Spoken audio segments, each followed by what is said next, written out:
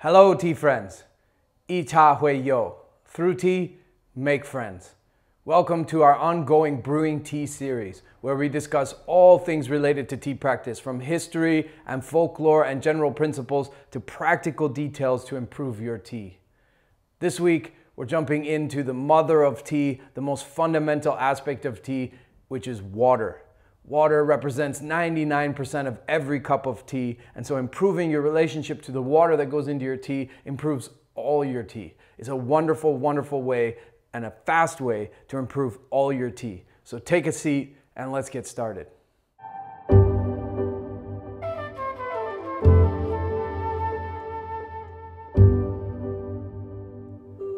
Water is the mother of tea. Water is fundamental to tea. It represents really the most of every cup, every bowl, everything we do starts and stems from water. There's an old Chinese saying that great tea with average water turns into below average tea, and below average tea with great water turns into great tea. Water for tea is divided into really three aspects: source, storage, and preparation. And we're going to talk about each of these three.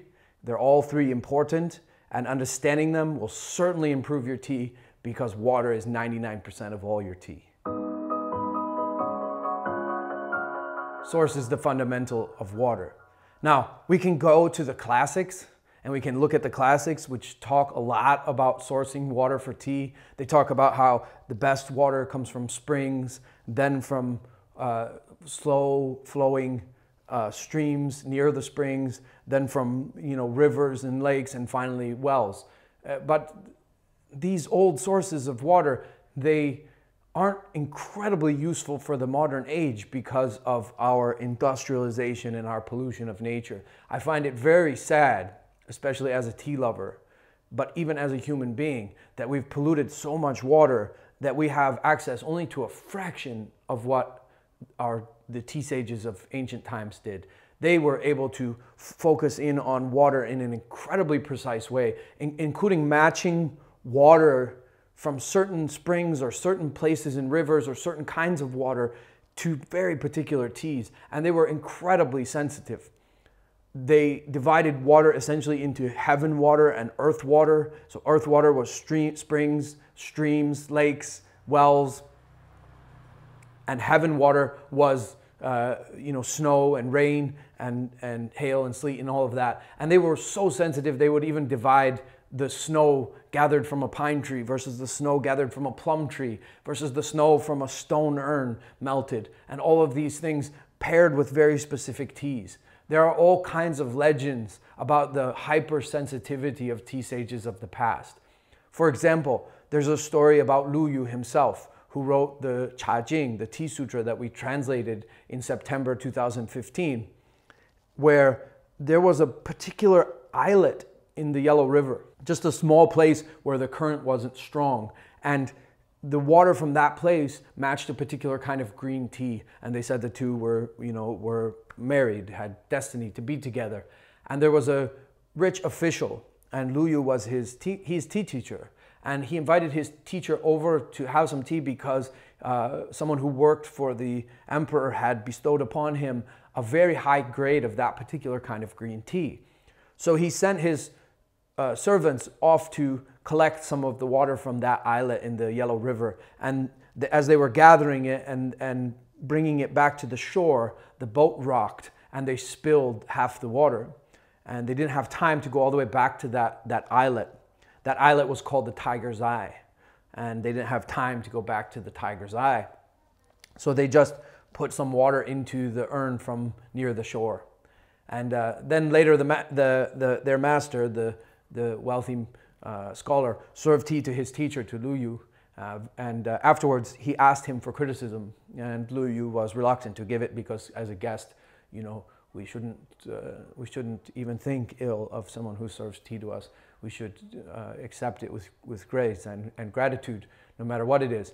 He pushed and pushed, and then he emphasized and expressed his role as a student. But you're my teacher, and I need your criticism. And when he offered to make that shift into the role of teacher and student, Louis was then willing to criticize him and said something like, well, you know, this particular tea goes with the water from the tiger's eye, and you have a particularly fine grade of this tea, so you should have gotten the water from the tiger's eye. And the scholar said, but I did. I sent my servants to get water from the tiger's eye. And Louis said, well, and then the servants were summoned, and it was found out that they had taken some water from elsewhere. But this story expresses the incredible sensitivity that the masters of that age had to very particular waters and their relationship to particular teas, and that they had this huge plethora of waters to explore. They had less teas than we have today, so more kinds of tea processing have been invented. But how amazing it would be to be able to have the plethora of teas we have, along with such a vast array of waters. Our bodies themselves are 50 to 70% water, so I think it's a very strong symptom of the illness of our relationship to nature, the problems of our relationship to nature, that what constitutes 50 to 70% of our body, we can't drink the water. You know, every time you turn to your loved one, your beloved, your son, your daughter, your mother, and say, I love you, you are in essence saying, I love you, water, because their body is 50 to 70% water. And so what we do to the water, we do to ourselves. So I think the fact that we can't drink so much water is a real strong symptom that our relationship to nature has gone askew, and that we need to heal that. And as a tea lover, it's particularly sad. There are plenty of websites online where you can go and find springs near to you, places where water comes from. I think the traditional ranking is no longer relevant.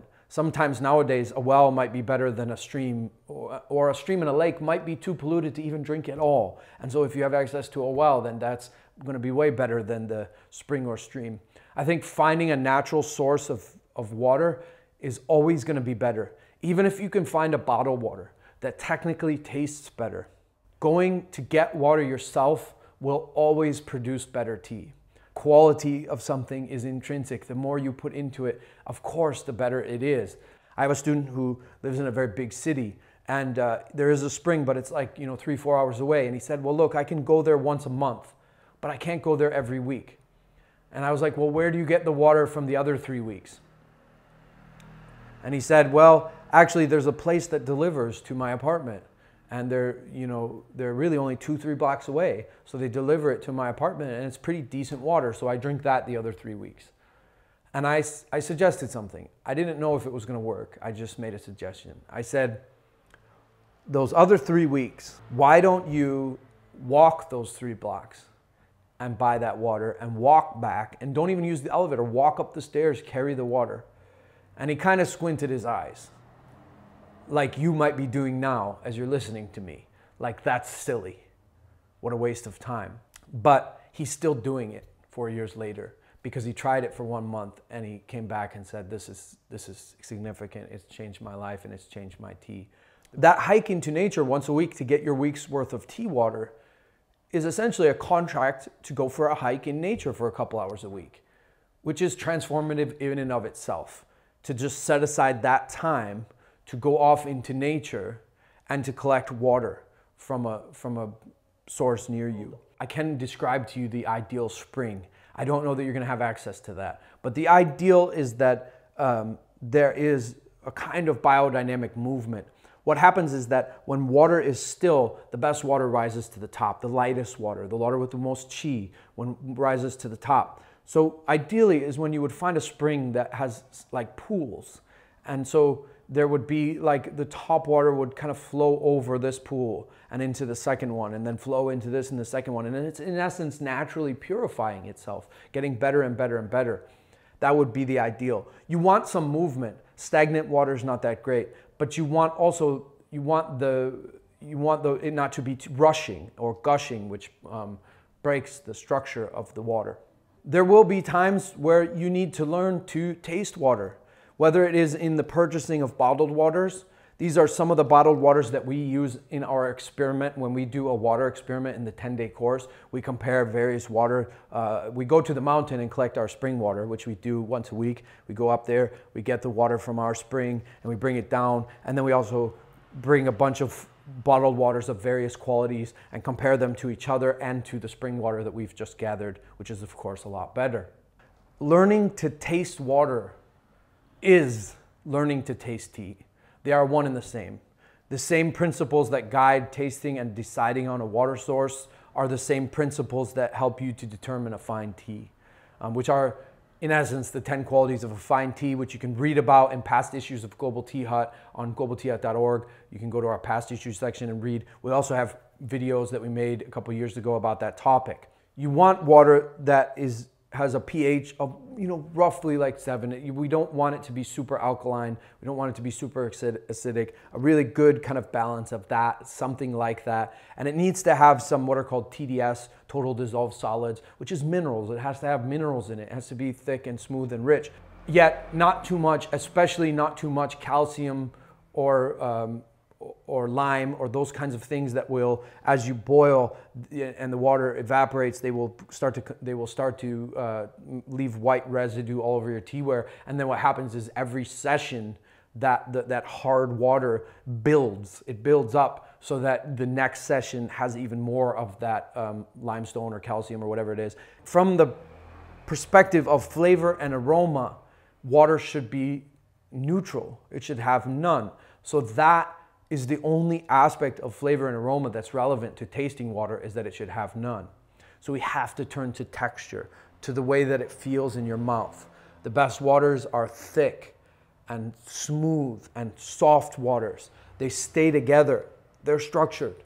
They don't come in the mouth rough, especially even when they're hot. They don't come in rough. They come in smooth. As you move it around the mouth, it stays together, like almost like milk or oil. It should go back and go down on its own, effortlessly. You should not have to notice if you have to use any aspect of the mouth to push it back or push it down, or if it just flows back on its own. It should travel across the top of the upper palate, and it should coat the mouth and coat the throat. You should feel the water. You can even count, how long do I feel the water after I've swallowed it? How long can I feel it in my mouth and feel it in my throat? It should also absorb well. This is actually something you can experience very, very clearly, which is, in the immediate, it quenches thirst. The spring where we get our water is at the top of a mountain. It's actually an underground spring, and you have to walk more than 1,000 steps up to get there. And on a hot day in Taiwan, hot, humid day, by the time you get to the top, you're sweating and thirsty. And just the smallest cup, they have these little metal cups up there, and half a little metal cup quenches your thirst.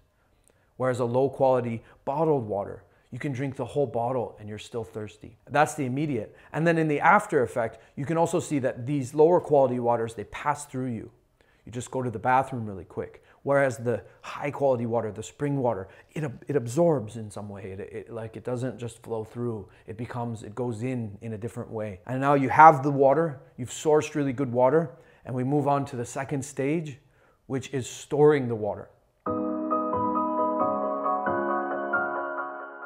The storage of water is essentially the same as the storage of tea. We want to keep it in a cool, dark place where the temperature doesn't change very much, where it's stable and no light, no temperature change from morning to evening, because fluctuations in temperature will break the structure of the water and will reduce its potency and efficacy. Plastic also is not ideal. A step above that is glass. But glass is also not ideal because it allows light in, and the light changes the temperature. The light activates any microbes that are in the water. The ideal for water storage is, of course, ceramic, right? This is one of the easiest and best ways to improve all your tea, is to get a ceramic urn to store your water. Nothing will improve your tea more. Having a ceramic urn. You don't want it to be too big, about this big, maybe 10, 15 liters, because you're gonna want to clean it every week as you change the water. The clay that the urn is made from will have a great influence on the water. So if you're not sure about the source of the clay, if you're not sure about what kind of clay it is, the ideal, of course, is zisa. But finding someone who has genuine zisa willing to make you an urn is very hard. If you're not sure about the clay, then you're going to want to have it glazed. Make sure it's glazed. If it's glazed, then it's the glaze that's interacting with the water, and glazes are safe. They're essentially kind of like glass, and they provide a good surface for the water. You want the shape of the urn to be kind of like a peach shape and flat on top.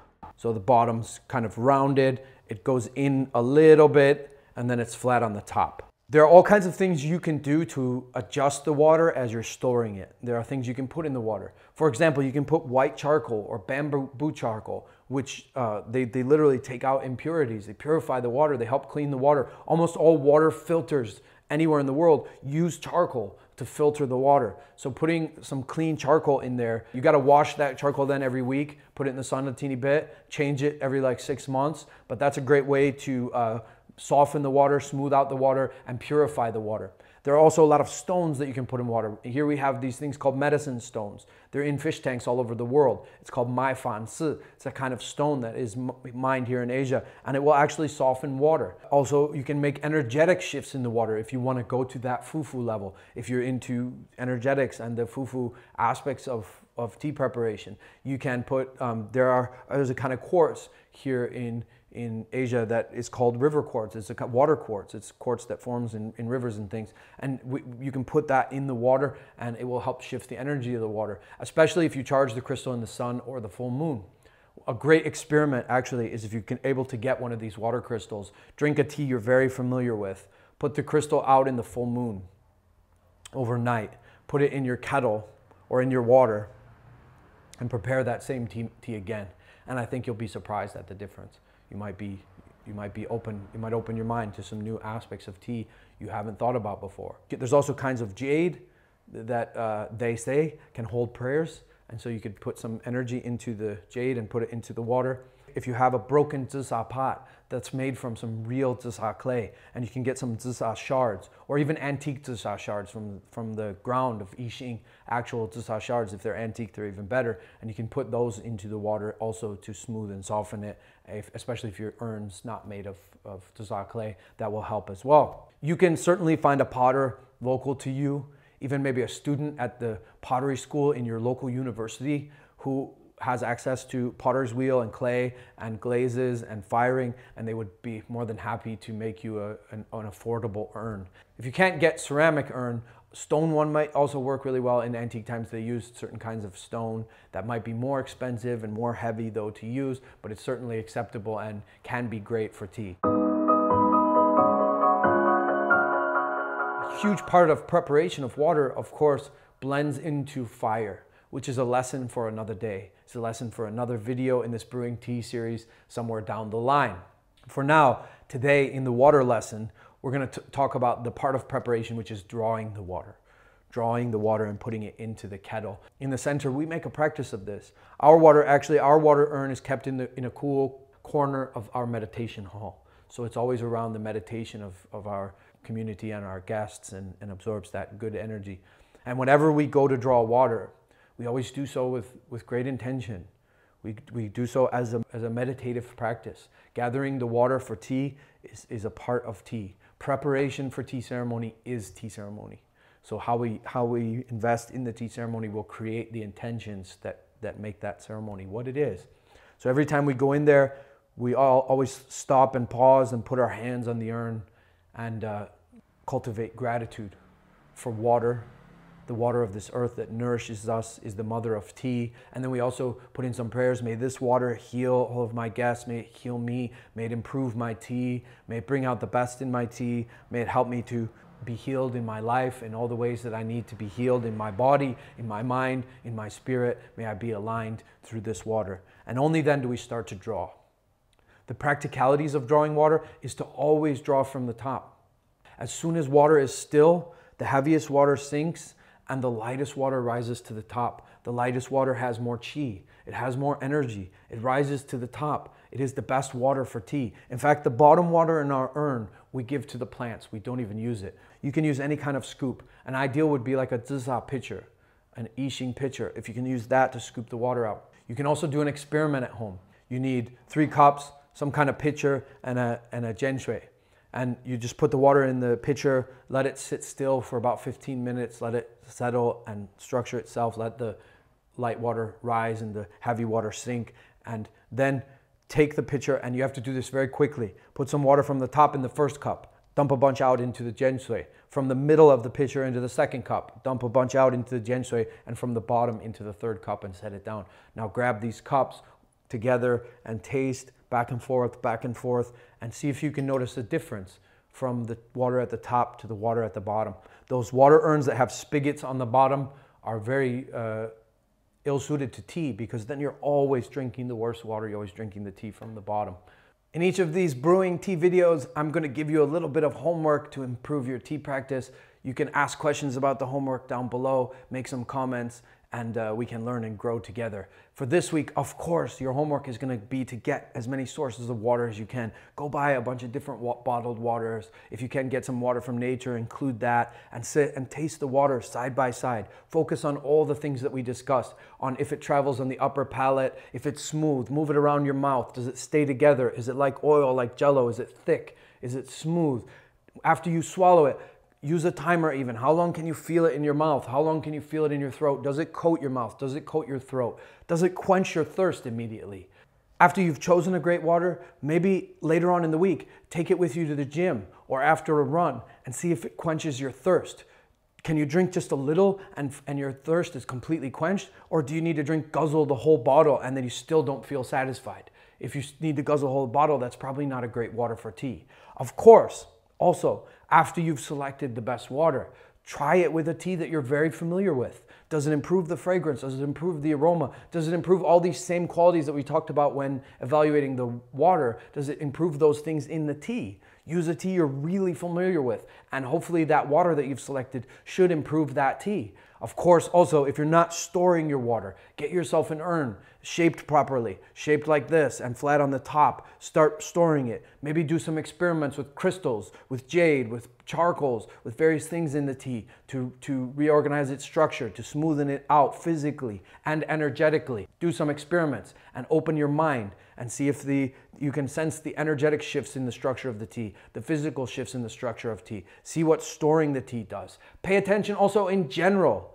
in your life, how much impact it has to get the water yourself, especially from nature. That commitment, that contract to take a walk in nature every week. What is that doing for your overall well-being? And even if you get the water from somewhere, carrying it yourself, putting more into it, storing it properly. What does all this do to you? How does it transform your life and your tea practice? To support this video series and our project, go to globalteahut.org, where you can subscribe to our magazine.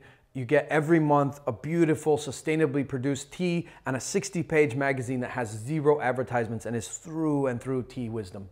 You also join a global community of tea lovers like yourself, and we have an app that you can use to connect to them, host your own tea gatherings, go visit other people and share in their tea gatherings, and slowly grow together as a community. You can ask questions, you can learn more about water and other topics.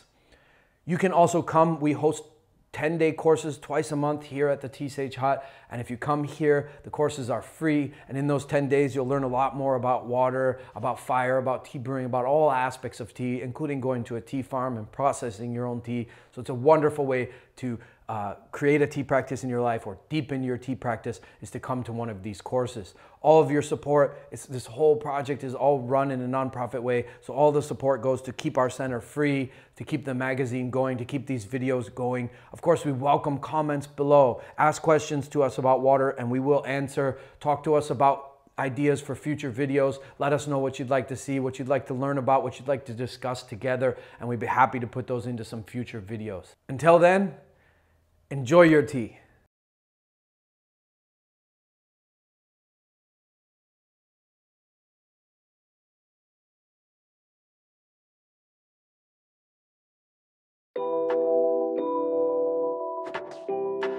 In our tradition, we mostly practice bowl tea and kung fu tea. Join us next time on Brewing Tea as we talk about the background, history, and differences between these brewing methods.